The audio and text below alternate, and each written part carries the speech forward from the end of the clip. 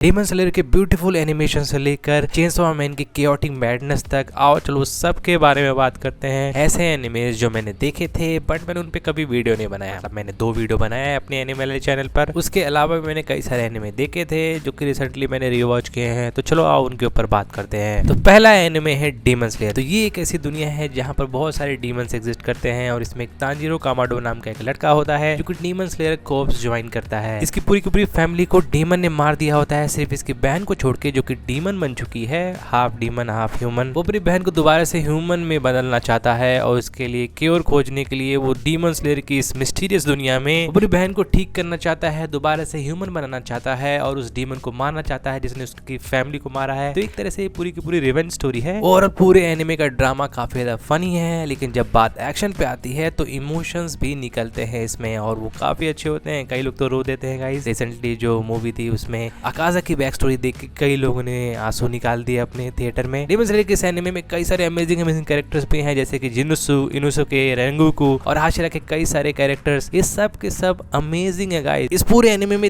3 movies exist करती हैं। पहला है म्यूगन ट्रेन, दूसरा सीजन 2 को लेकर बनाया गया था जो कि काफी बढ़िया एक्शन था उसका, जिसको थिएटर में रिलीज किए थे। एंड रिसेंटली रिलीज हुई डेमन स्लेयर की ये जो इन्फिनिटी कैसल वाली मूवी है, ये तीनों मूवीज काफी अच्छे थिएटर में पैसे कमा चुकी हैं और अपना रिकॉर्ड खुद तोड़ चुकी है। ये पूरा का पूरा एनिमे और इसकी मूवीज तुम जरूर चेकआउट करना। नेक्स्ट एनिमे है एक महान डायरेक्टर जिसने 2 बार ऑस्कर जीता है, उसकी मूवी मियाजाकी की जो ज्यादातर मूवीज होती हैं उनके बारे में मैं तुमको थोड़ा सा ऊपर से एक बैकग्राउंड दे देता हूँ, आइडिया दे देता हूँ कि उनकी मूवीज कैसी होती है। बिकॉज इस पूरी की पूरी लिस्ट में उनकी 3 मूवीज है। मियाजाकी की ज्यादातर जितनी भी मूवीज होती हैं उसमें कोई बहुत बढ़िया एक्शन या काफी इंटेंस ड्रामा या फिर बहुत ज्यादा फुल फ्लेश्ड एक्शन सीन्स तुमको देखने को नहीं मिलते हैं। ज्यादातर मूवीज नॉर्मल होती हैं, सिंपल होती हैं और साइलेंस काफी ज्यादा होता है मूवी में। बहुत ही काम मूवीज होती हैं। इनका एनिमेशन टॉप द नॉच होता है। काफी ज्यादा एनिमेशन तो हैंड ड्रॉन होते हैं इनके कि एक ऐसा वर्ल्ड है जो रियल वर्ल्ड से कनेक्टेड है और हमारा जो मेन कैरेक्टर होता है वो उस दूसरी दुनिया में जाता है और वहाँ पर उसके कई सारे कॉन्फ्लिक्ट्स देखने को मिलते हैं। उस दूसरी दुनिया के अंदर रियलिटी कम होती है और हायो मियाजाकी अपनी मूवीज में नेचर की जो ब्यूटी होती है, जो बड़े बड़े लैंडस्केप हैं, काफी बढ़िया सीन्स हैं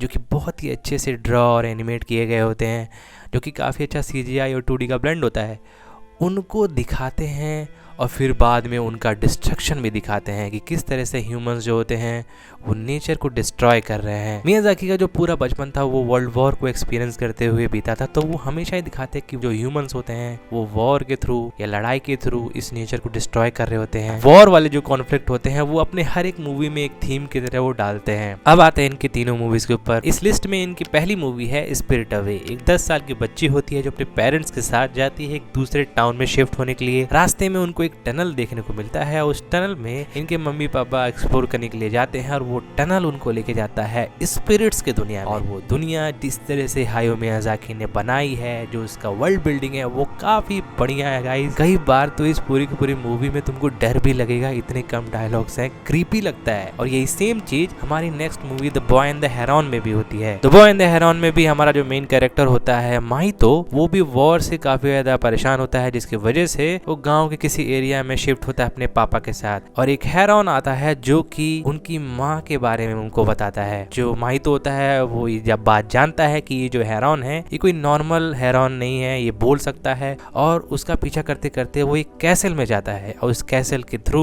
वो एक दूसरी दुनिया में जाता है जहाँ से उसके पुराने पास्ट और उस पूरी की पूरी जगह में कई सारे मिस्टीरियस लोग वहाँ से गायब हुए होते हैं। उसकी जो सेकंड मॉम होती है जो कि उसकी सिस्टर की बहन होती है वो अचानक से गायब हो जाती है इस कैसल के अंदर। अब माहितो उनको खोजने के लिए इस कैसल के अंदर जाता है इस हेरॉन के साथ। और स्पिरिट अवे की तरह ही इस कैसल के अंदर भी बहुत सारी ऐसी चीजें होती हैं जो कि तुमको देखने को मिलेंगी, जो कि तुमको बहुत ही मजेदार लगेंगी। तो देखना, स्पिरिट अवे की तरह ही इस मूवी को भी बेस्ट पिक्चर का ऑस्कर मिला था, तो ये मूवी भी जरूर देखना। एंड इनकी तीसरी नेक्स्ट मूवी है माय नेबर इन तेतोरो। ये मूवी बिल्कुल भी क्रीपी नहीं है। 1950s का जो जापान था, एक यूनिवर्सिटी प्रोफेसर जो होता है अपने बच्चों के साथ आता है एक गाँव में शिफ्ट होने के लिए एक नए होम में। देख सकते हो कि दोनों मूवीज की तरह इसमें भी एक पूरी फैमिली होती है जो एक नए गांव में आती है। जैसे कि मियाजाकी की जो फैमिली थी वो वॉर की वजह से गांव में शिफ्ट हुई थी, बिल्कुल वही सेम चीज वो अपने हर मूवी में बार बार अलग अलग तरह से करते हैं। तो ये पूरी की पूरी फैमिली आती है इस पूरे के पूरे नए घर में। और एक मिस्टीरियस कैरेक्टर तोतोरो होता है। जापान के माइथोलॉजी में या जापान के जो दादी अम्मा की कहानियां होती हैं उसमें तोतोरो नाम का जो कैरेक्टर है काफी ज्यादा फेमस है। उसी कैरेक्टर को लेके ये पूरी की पूरी मूवी बनाई गई थी, जो कि जापान में बहुत ज्यादा लोग इसके बारे में बात करते हैं। तो ये मूवी भी तुमको काफी ज्यादा अच्छी लगेगी। अगर तुम्हारा कोई भाई बहन है या फैमिली के साथ अगर तुमको दिखाना हो तो ये तीनों मूवीज तुम दिखा सकते हो। फैमिली मूवीज हैं तीनों। मियाजाकी की जो संस्कारी दुनिया है उसको छोड़कर आते हैं चेनसॉ मैन की दुनिया में। और ये भाई साहब ये पूरी की पूरी दुनिया इतनी केओस से भरी हुई है। इस पूरे के पूरे एनिमे की स्टोरी में डेंजी नाम का एक लड़का होता है जो कि पोजितो, जो कि एक डेविल होता है, उसके साथ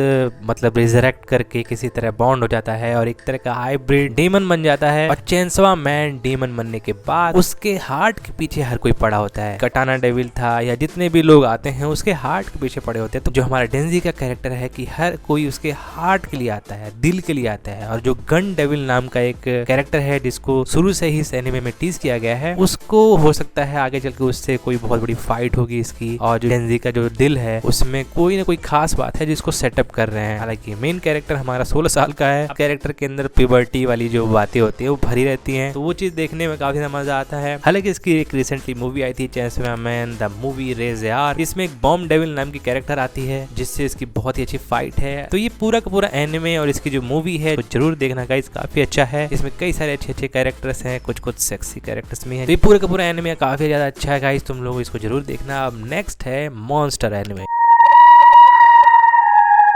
ये पूरा का पूरा एनिमे एक डॉक्टर किंजो टनमा के बारे में होता है, जो कि काफी हाईली स्किल्ड न्यूरोसर्जन होता है। एक हॉस्पिटल की जो पॉलिटिक्स होती है उसमें एक तरह से फंसा हुआ होता है। बहुत बड़ी मिस्ट्री होती है। शुरुआत में एक आपको एक ऑपरेशन और एक पेशेंट और डॉक्टर पेशेंट वाली कहानी लगती है, लेकिन आगे चल के ये पूरा का पूरा सीरियल किलिंग मिस्ट्री ड्रामा बदल जाता है। किंजो टनमा डॉक्टर का कैरेक्टर है, वो किस तरह से इस पूरे के पूरे जाल में फंस जाएगा, ये चीज तुमको देख के बहुत मजा आएगा। इसके साथ साथ एक मेरा फेवरेट कैरेक्टर है डिटेक्टिव लुंगे, और ये पूरे 10 साल में जितने भी केसेस थे उसको सॉल्व कर चुका होता है, बस ये जो सीरियल किलिंग मिस्ट्री हो रही होती है इसको छोड़कर। और इसी सीरियल किलिंग मिस्ट्री को सॉल्व करने के लिए अपनी पूरी जिंदगी लगा देता है और सॉल्व भी करता है। तो ये पूरा का पूरा एनिमे काफी ज्यादा अच्छा है गाइस। तुम अगर इसको मिस कर दोगे तो मैं बता रहा हूँ तुम बहुत बड़ी गलती कर रहे हो। नेक्स्ट इसी की तरह एक बहुत ही मिस्ट्री वाली मूवी है और इसके डायरेक्टर ने इसकी एंडिंग एक्सप्लेन किए बिना ही इस दुनिया से चले गए हैं। तो इस मूवी में जो भी चीजें हुई हैं एंड में उसके ऊपर भी मैं सोच रहा हूँ एक वीडियो बनाऊं एंडिंग एक्सप्लेन पे। तो ये पूरी कहानी एक ऐसे डांसर की होती है और वो अपनी करियर स्विच करती है एज अ एक्टर। वो एक्टिंग में अपना हाथ आजमाती है। एक्टिंग में जाने के बाद उसको काफी ज्यादा स्ट्रगल करना पड़ता है और उसी स्ट्रगल में उसको कोई स्टॉक कर रहा है और स्टॉक करने के साथ साथ उसके आसपास के जो उसके जानने वाले लोग हैं वो मर रहे हैं, उनका कोई मर्डर कर रहा है। और ये चीज हमें शुरू में मेरे को तो होता है 2-3 लोग पे शक, लेकिन आगे चल के जो एंड में जो मिस्ट्री मतलब रिवील होती है कि क्यों हो रही है सारी चीजें, आपके दिमाग के भोसड़े आउट हो जाएंगे, मैं बता रहा हूँ गाइस, ठीक है। इन मूवी में एंजाइटी को काफी बढ़िया से दिखाया गया है। ये मूवी काफी अच्छे से साइकोलॉजिकली बनाई गई है, पर्सपेक्टिव का काफी बढ़िया यूज किया गया है। और एनिमे के जितने भी वीडियोस हैं वो सारे मैं एनिमे वाले चैनल पे नहीं इस वाले चैनल पे कंटिन्यू करूंगा, बिकॉज दो चैनल संभालना मेरे लिए बहुत ही ज्यादा मुश्किल है। तो मॉन्स्टर और परफेक्ट ब्लू इस पूरी लिस्ट में जो 2 मूवीज हैं इनके एंडिंग एक्सप्लेन पे भी वीडियो आएगी गाइस। तुम लोग को अगर ये वीडियो अच्छी लगी है तो लाइक और सब्सक्राइब कर देना। मैं मिलता हूँ तुम लोगों को किसी दूसरे वीडियो में किसी दूसरे टॉपिक के ऊपर बात करते हुए, तब तक के लिए बाय बाय।